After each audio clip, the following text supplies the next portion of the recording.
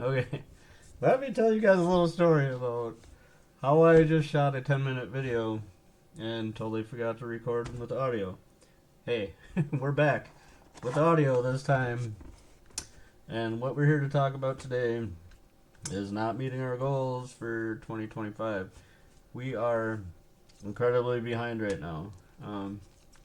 As I talked about the last time I shot this video, I don't really enjoy Secret Layers that much, but one of my favorite cards they ever printed is Tim the Enchanter, because since the beginning of time, we've called Prodigal Sorcerer Tim the Enchanter.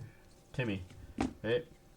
So there you go, Timmy, one of my only Secret Layers. What we're here to talk about is buying collections, because one of our goals for 2025 was to buy 12 collections, one a month. Not a huge goal. I can't remember. We're either at 1 or 0. I'm pretty sure it's actually 0. So this video is to let you guys know that we do buy collections, big, small, however, 1 card, 2 cards, 1,000 cards. Let us know, right? Right, anyway, so ban list coming out March 31st. I would assume that Jewel Lotus is probably coming off the ban list. So I started collecting some Jewel Lotuses when they dropped down to reasonable prices. Here's the reason why, right? This card was created by Wizards, for Wizards, as a product enhancer, as a way to sell boxes. It's really essentially only usable in Commander. I mean, it gives you mana for your Commander. Like, what other format are you going to use it in? So it's banned in the only format that it's even usable. And again, it was made by Wizards for Wizards, and it's not even played in every deck. So if any card gets unbanned, it's going to be this one, because Wizards needs it to sell products. So if you haven't picked up a Jewel Lotus, I highly suggest doing it. We don't have any for sale currently, because we're literally waiting for the ban and unban list to come out. Anyway, sell me yours if you don't want it. Another one of my favorite cards. Again, how I said I don't really like Secret Layer. This one's technically not a Secret Layer. It's a Universes Beyond, but it's Samuel Jackson on a Magic card. Dude, like, come on. Samuel Jackson. Alright, Let the Wookiee Win. The reason why I kept this one is because the original Star Wars set, Let the Wookiee Win, was one of the coolest cards ever, and I just like having a Let the Wookiee Win. Anyway, so we're here to talk about selling your collections. So one thing we decided to do, and I like promos too. Promos never really go out of style. I sent all my sorcery promos off to get graded the other day. I don't really like grading either. That's a whole nother video. Anyway, we have decided to try to corner the market and start buying sorcery singles. Not a whole lot of stores will buy your sorcery singles. Good luck finding an LGS even that will touch your sorcery singles. I think you're going to have a really hard time. And why is that? Because new TCGs are extremely volatile. They are very, very difficult to maintain, and they have a tendency to fail over time. Even Flesh and Blood. Flesh and Blood's been around for a long time, right? Or relatively long time as far as new TCGs go, right? Good luck finding an LGS that will even take your Flesh and Blood. Serialized cards too. Really cool, right? These are one of my favorites. I love, love, love these. These ones I don't like as much, but they're still cool. The follow-up to, I can't even think of the word right now. Another Jewel Lotus, and some Secret Layers. Anyway, Mana Crypt. I don't think this one's getting unbanned. Not as likely to get unbanned. I would still pick them up around the $50 to $60 range if they drop that low again. A lot less likely to get unbanned than the Jewel Lotus, in my opinion. Charizard. This isn't even my Charizard, it's my kid's. I put it in a hard case. Because it's a Charizard, I think it's actually a McDonald's Charizard, and he got some mixed sauce on it. And I tried to clean it off the best I could. And I put it in a hard case because it's a Charizard, and Charizards have a tendency to be expensive, even if it's a McCharizard with mixed sauce on it. So again, back to sorcery. I actually cut these promos out of they came in a 3-pack. I cut them out in the last time I recorded this video without audio, so I'm trying to think of everything that I said in the last one.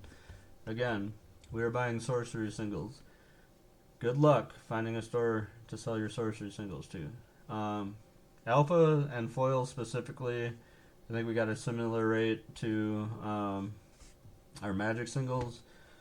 Beta and Arthurian Legends non-foils are actually lower buy rates than our Magic, just because the volatility of new MTGs, or not new MTGs, new TCGs. New TCGs, no matter how cool they are, have a tendency to fail. And because of that volatility, I will not pay as much. But the reason I will pay a premium for alpha and foils is because they do have a chance of going the distance, right? They do have a chance of having uncommons being worth $100 and some, like this Black Bites. If the game is to stick around for 30 years, and you can still find cards in very, very clean condition like these ones, they're going to be worth money someday. Maybe. And that's the thing. That's the tough thing about buying your collections in the first place. One of the biggest collections I bought last year, I would argue that 95 to 98% of that collection is still sitting here. So when you complain about, oh, you guys just want to buy our collections cheap, you know what happens? I give you $1,000, say for your collection that's worth $1,500, right? $1,600, or yeah, about $1,500. I give you like $1,000 for it, right? I might recoup $100 of that in the first month or so, and it's gonna trickle out slowly. All I can say is, like, if you really, really want to, if you really think it's worth it, do it yourself. However, you're going to pay 20 to 30% in fees. You're going to make mistakes when you're starting out. Mail's going to get lost. Mail's going to get stolen. And you're not even going to get good luck getting that $1,000. Trust me, it's harder than you think. It's not easy. It's not easy to buy collections. It's not easy to sell collections. It's extremely difficult to sell collections. It's extremely difficult to find cards out of collections that are in pristine enough condition to even sell. Most of the time, I get collections and they smell like cigarette smoke. Somebody spilled their nacho cheese on them. They're beat to crap. Like, it's very difficult. Most of them aren't even worth trying to sell. A lot of them are going to be damaged.